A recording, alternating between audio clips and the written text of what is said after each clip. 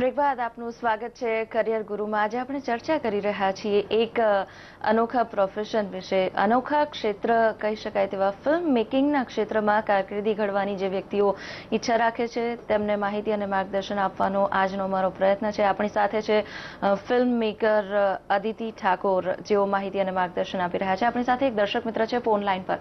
Hello, આપનો સવાલ શું છે? હા, ફિલ્મમાં સ્ક્રિપ્ટનું મહત્વ કેટલું હોય છે અને સ્ક્રીન પ્લે અને સ્ક્રિપ્ટમાં શું ફેર છે? જી, ફિલ્મમાં સ્ક્રિપ્ટનું ઘણું મહત્વ છે।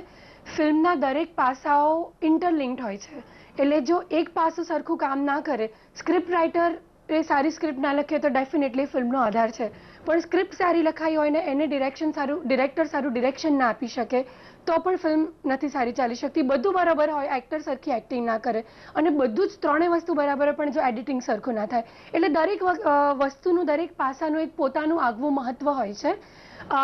સ્ક્રિપ્ટિંગ અને સ્ક્રીન પ્લેનો ફરક એવો છે કે screen play is basically scene to scene depiction, જે આપણે જોઈ રહ્યા છીએ, જે આપણે જોઈ શકીએ છીએ, અને સ્ક્રીન પ્લેમાં ડાયલોગ્સ ને બધું એડ થઈને ફૂલ જ્યારે બને છે ત્યારે ઇટ્સ કોલ્ડ અ સ્ક્રિપ્ટ। જી, ચર્ચાને આપણે આગળ વધારીએ। જો કોઈ વ્યક્તિને પ્રોડક્શન હાઉસ ખોલવાની ઈચ્છા છે, પ્રોસિજર શું રહે છે? પ્રોડક્શન હાઉસ ખોલવા માટે આમ એકચ્યુઅલી તો કોઈ પ્રોસિજર નથી, પણ તમારી પાસે એક તો ટીમ હોવી જોઈએ જેને પ્રોડક્શન મેનેજમેન્ટનું નોલેજ હોય, તમારી પાસે તમારા ફાઇનાન્સરને પિચ કરવાની એબિલિટીઝ હોવી જોઈએ, બીકોઝ પોતાનું પ્રોડક્શન હાઉસ ખોલવું એટલે દરેક વખતે પ્રોડ્યુસર પોતાના પૈસા રોકતો નથી, ફિનાન્સરના પૈસા પ્રોડ્યુસર રોકે છે અને એના ઉપરથી એ ફિલ્મ બનાવે છે, અને ફિલ્મ બનાવ્યા પછી એનું જે વેચાણ થાય એમાંથી નફો થાય એ પોતે રાખી અને finance he gives back to the financer. એટલે એનામાં આવડત હોવી જોઈએ, ધંધો કરવાની આવડત હોવી જોઈએ, અને સાથે ક્રિએટિવિટી પણ હોવી જોઈએ, બીકોઝ પ્રોડ્યુસરને સાચી ક્રૂ ગેધર કરવાનું એવું ક્ષેત્ર કહી શકાય કે જ્યાં વ્યક્તિ પાસે પોતાનો વ્યવસાય કરવાની પણ તક રહેલી છે, નોકરી કરવાની પણ તક રહેલી છે। નોકરી કરવા કરતા એને નોકરી કોને આપવી એ સમજવું વધારે જરૂરી છે। જેમ કે મારે હોરર ફિલ્મ બનાવવી હોય તો હોરર ફિલ્મ એવું જોનર છે કે જ્યાં મારે અમુક જાતની લાઇટિંગ જોઈએ, અમુક જાતનું ડિરેક્ટર જોઈએ, અમુક જાતના એક્ટર્સ જોઈએ, અમુક જાતનું મ્યુઝિક જોઈએ, તો એ પર્ટિક્યુલર ફિલ્મ માટે કઈ કઈ જાતની વ્યક્તિઓ પાસેથી મને જે ઇન્ગ્રેડિયન્ટ્સ જોઈએ છે એ મળશે, એ જાણવું સમજવું અને એવા પર્ટિક્યુલર વ્યક્તિઓને અપ્રોચ કરવું બહુ જરૂરી છે। એ આવડત મારામાં હોવી જોઈએ એઝ અ પ્રોડ્યુસર। જી, વાત કરીએ આજે ફિલ્મ મેકિંગની કારકિર્દી ક્ષેત્રે આપણે ઘણી વાત કરી, પરંતુ તેનો કોર્સ કરવા ઈચ્છતા હોય, ડિગ્રી મેળવવા ઈચ્છતા હોય તો પ્રવેશ કેવી રીતે લેવાનો રહેતો હોય છે, કેટલો સમયગાળો લાગતો હોય છે?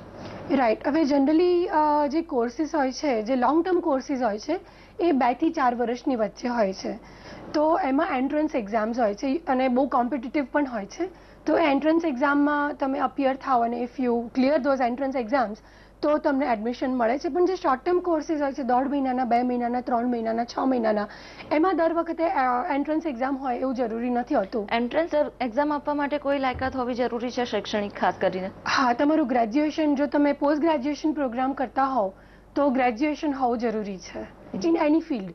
જી, તો કોઈ પણ વ્યક્તિ સ્નાતક બન્યા પછી જ ફિલ્મ મેકિંગ ક્ષેત્રે જો કોઈ લોંગ ટર્મ કોર્સ કરવા માંગતા હોય તો તેમને પ્રવેશ મળી શકે, અને એ પણ એન્ટ્રન્સ એક્ઝામ પછી જ? For the post graduation program, yes. આ ચર્ચાને આપણે આગળ વધારીએ। જે વિષયોનો અભ્યાસ કાર્ય છે તે પછી વ્યક્તિ ફિલ્મ ની નિર્માણ ક્ષેત્રે જો કારકિર્દી બનાવવા માંગતો હોય, કઈ પ્રકારની ફિલ્મથી તેણે શરૂઆત કરવી જોઈએ તેની માહિતી મેળવીશું, પરંતુ હાલ આપણી સાથે એક દર્શક મિત્ર છે ફોન લાઈન પર। હેલો, આપનો સવાલ શું છે? મેમ, મારો સવાલ એ છે કે ફિલ્મમાં સાઉન્ડ ક્વોલિટી અને લાઇટનિંગ કેટલું મહત્વ ધરાવે છે? જી, સાઉન્ડ ક્વોલિટી બહુ જ મહત્વ ધરાવે છે। It's a very good question actually. Sound quality એટલા માટે મહત્વ ધરાવે છે કારણ કે સાઉન્ડ એ તમે ડાયરેક્ટલી જોઈ નથી શકતા, એ તમારા સબકોન્શિયસ પર અસર કરે છે। તમે કોઈ પણ ફિલ્મનો ડાયલોગ હોય પણ પાછળ બિલકુલ બેકગ્રાઉન્ડ મ્યુઝિક ના હોય તો એ ફિલ્મ જે ઇમ્પેક્ટફુલ થવી જોઈએ એ ઘણીવાર થઈ શકતી નથી, પણ એ જો એનું સાઉન્ડ ના હોય અને એની પાછળ કોઈ લોજિક હોય તો એ વાત જુદી છે, otherwise background music it works on your subconscious, એટલે એ ઘણું મહત્વનું પાસું છે। અને what was the second thing?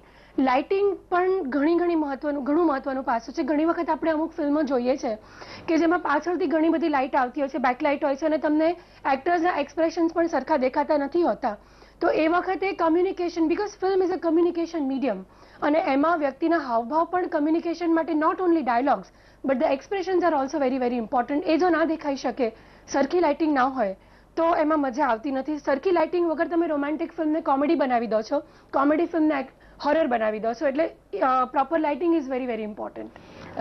ઘણા બધા પાસાઓ છે જે ફિલ્મ મેકિંગ ક્ષેત્રે ઝીણવટભર્યું અવલોકન માંગી લેતા હોય છે. ફિલ્મ બનાવવાની જો વાત કરવામાં આવે, કોઈ વ્યક્તિએ ફિલ્મ બનાવવાની શરૂઆત કરવી છે, જરૂરી છે કે કોઈ ખાસ પ્રકારની ફિલ્મથી શરૂઆત કરવામાં આવે? સી એકચ્યુઅલી એમાં એવું છે કે તમે જો કોઈ ફિલ્મ ઇન્સ્ટિટ્યૂટમાંથી કે તમે બેઝિક એક તમારી પાસે નોલેજ હોય, તમને તમારામાં કોન્ફિડન્સ હોય, તો યુ હેવ ટુ ડિસાઇડ કે whether you want to be a job seeker or job giver. હવે એમાં એવું છે કે તમે જોબ પણ કરી શકો છો. પ્રોડક્શન હાઉસીસમાં તમે કોઈ એસિસ્ટન્ટ ડિરેક્ટર કે ડિરેક્ટરને તમે એસિસ્ટમેન્ટ કરી શકો છો. અને તમારે જો પોતાની જાતે ઊભા થવું હોય, ઇન્ડિપેન્ડન્ટલી કામ કરવું હોય, તો એની માટે તમે કારણ કે ડાયરેક્ટલી તમને કોઈ ફીચર ફિલ્મ કરવા આપવાનું નથી, એટલે તમારે એડ ફિલ્મ્સ છે કે કોર્પોરેટ ફિલ્મ્સ છે ત્યાંથી તમારી શરૂઆત કરવી પડે છે. સંઘર્ષ કેટલો કરવો પડતો હોય છે જો ફિલ્મ મેકિંગની કારકિર્દીની વાત કરીએ? સંઘર્ષ તો ઘણો કરવો પડે છે. એમાં આપણા ગુજરાતમાં રહીને તો ઘણો કરવો પડે છે, કારણ કે it's an upcoming medium in Gujarat. પણ મુંબઈમાં પણ વેન આઈ વોઝ વર્કિંગ, તો આઈ વુડ ડેફિનેટલી સે કે કામ શોધતા તમારી જાતને પ્રૂવ કરતા ખાલી ચપ્પલ નથી ઘસાતા, એકચ્યુઅલી તમારી હાઇટ પણ ઓછી થઈ જાય છે. સો it is a very tough job, but if you have confidence on yourself, તો I think you can definitely, કારણ કે પેશન હોય, ખૂબ જરૂરી છે, કારણ કે સંઘર્ષ ઘણો કરવો પડતો, ઘણો સંઘર્ષ છે, પણ પોતાનો કોન્ફિડન્સ અને આવડત હોય તો you can always then everything else follows.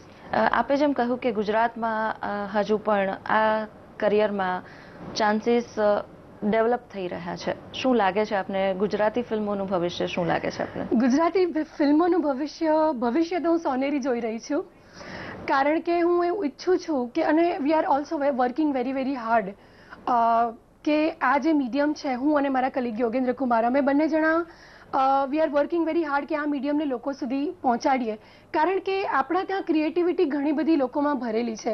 It is just a question of exposure. ઘણી બધી સંસ્થાઓ છે જે સારું કામ કરી રહી છે, અને ગુજરાતી ફિલ્મો હવે પહેલાં માત્ર અમુક ઓડિયન્સને ટાર્ગેટ કરતી હતી, પણ હવે અર્બન ઓડિયન્સને ટાર્ગેટ કરતી ફિલ્મો પણ આવી રહી છે.